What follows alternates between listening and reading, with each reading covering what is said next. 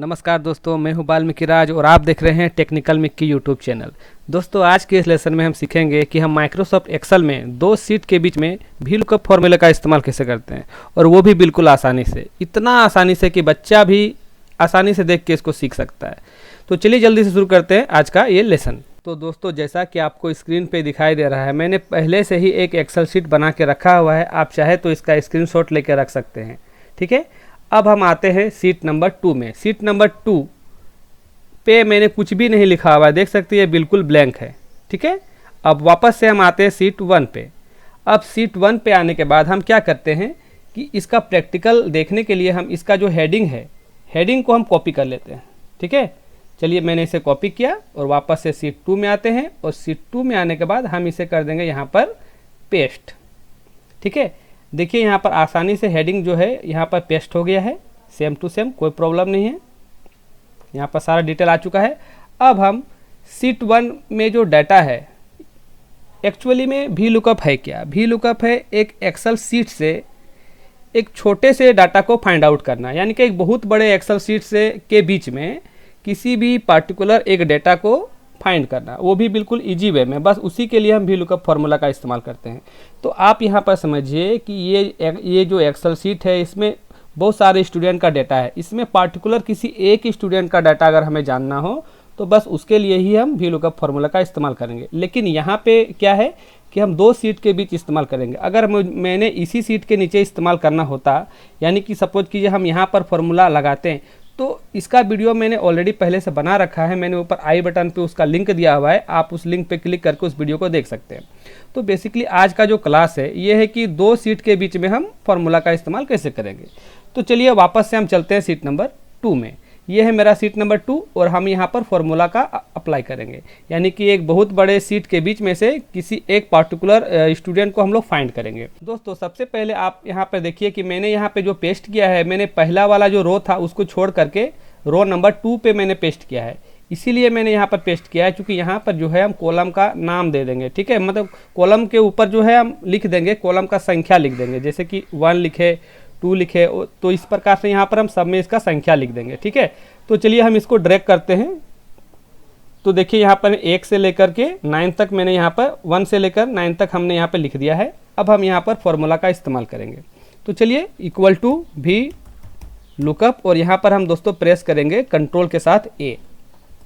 मैंने यहाँ पर कंट्रोल ए प्रेस किया, देखिए यहाँ पर आ गया, पॉपअप आ गया। अब हम यहाँ पर क्या करेंगे, लुकअप वैल्यू। लुकअप वैल्यू में हम क्या करेंगे, क्योंकि हम यहाँ पे जो भी रोल नंबर डालें, मेरा फॉर्मूला ये है कि मैं यहाँ पे जो भी रोल नंबर स्टूडेंट का डालूँ, उस स्टूडेंट का पार्टिकुलर पूरा डिटेल यहाँ पे आ जाए।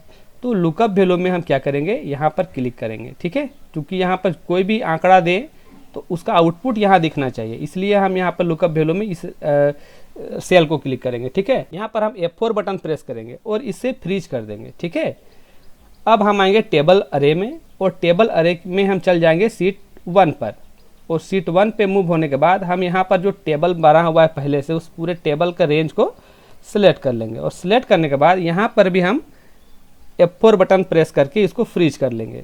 उसके बाद दोस्तों हमें आना है कॉलम इंडेक्स नंबर पर। ठीक है, और यहाँ पर हम, क्योंकि यहाँ जो है हम टाइप कर रहे हैं किस कॉलम के लिए, आउटपुट के लिए, तो कॉलम नंबर 2।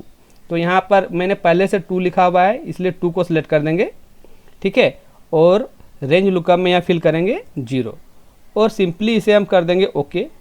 अब जैसे ही हमने ओके किया, यहाँ पर कोई सा भी रिजल्ट शो नहीं किया, तो जब तक हम यहाँ पर कोई भी आंकड़ा नहीं डालेंगे, यहाँ पर रिजल्ट शो नहीं करेगा। तो चलिए हम जल्दी से यहाँ पर कोई सा भी एक आंकड़ा डाल देते हैं, जैसे कि यहाँ पर स्टूडेंट का रोल नंबर था, हमें रोल नंबर के बेसिस पे ही देखना था, तो कोई सा भी एक रोल नंबर डाल देते हैं। चलिए यहाँ पर मैंने डाल दिया 10,001। तो जैसे ही हमने रोल नंबर टाइप किया, देखिए यहाँ पर स्टूडेंट का नाम फाइंड आउट हो गया। अब चूंकि फॉर्मूला यहाँ पर ऑलरेडी पहले से मैंने लगा के रखा हुआ है, तो इसे हम यहाँ पर ड्रैग कर देंगे। अब जैसे ही हम ड्रैग करेंगे, इस स्टूडेंट का जो पूरा डिटेल था वो यहाँ पे सामने आ चुका है। तो दोस्तों इस प्रकार से जो है हम वी लुकअप का इस्तेमाल जो है दो सीट के बीच में आसानी से करते हैं। अब चलिए इसमें हम आपको ड्रॉप डाउन मेनू भी बना के दिखाते हैं, क्योंकि आपको बार बार यहाँ रोल नंबर टाइप करना पड़ेगा तो वो अच्छा नहीं लगता है। तो चलिए यहाँ पर हम इसका लिस्ट डाल देते हैं। तो सबसे पहले हमने यहाँ पर क्लिक किया, उसके बाद हम चल जाते हैं डाटा टैब में, और डेटा टैब में आने के बाद डेटा वैलिडेशन और यहाँ पर डेटा वैलिडेशन। अब यहाँ पर एनी वैल्यू में जो ऑप्शन है यहाँ से हम चूज कर लेंगे लिस्ट।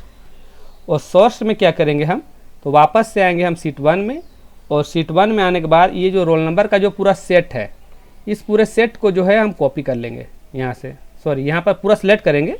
और सिलेक्ट करने के बाद हम जैसे ही ओके करेंगे, यहाँ पर देखिए एक ड्रॉप डाउन बॉक्स बन गया। अब ऑलरेडी हमको यहाँ पर सारा रोल नंबर शो कर रहा होगा, अब कोई सा भी रोल नंबर हमको टाइप करने की जरूरत नहीं है। हम सिंपली यहाँ से किसी भी रोल नंबर में क्लिक करेंगे तो उस रोल नंबर का पूरा आउटपुट आपको यहाँ पे दिखाई देगा। तो दोस्तों हमने सीखा कि वी लुकअप क्या है। तो वी लुकअप एक बहुत बड़े टेबल के बीच में किसी भी डेटा को फाइंड आउट करना होता है सिंपली। तो हमने सीखा कि हम दो एक्सेल सीट के बीच में, यानी कि दो वर्कशीट के बीच में हम जो है वी लुकअप फॉर्मूला का इस्तेमाल कैसे करते हैं, वो भी बिल्कुल आसानी से। तो दोस्तों इस तरह के वीडियोस के लिए आप चैनल को प्लीज़ सब्सक्राइब कर लें। अगर आप नए हैं तो चैनल को सब्सक्राइब कर लें और साथ ही साथ अपने वैल्यूएबल कमेंट को भी लिखें। तो दोस्तों आज के लिए बस इतना ही, मिलते हैं नेक्स्ट वीडियो में नेक्स्ट लेसन के साथ। धन्यवाद।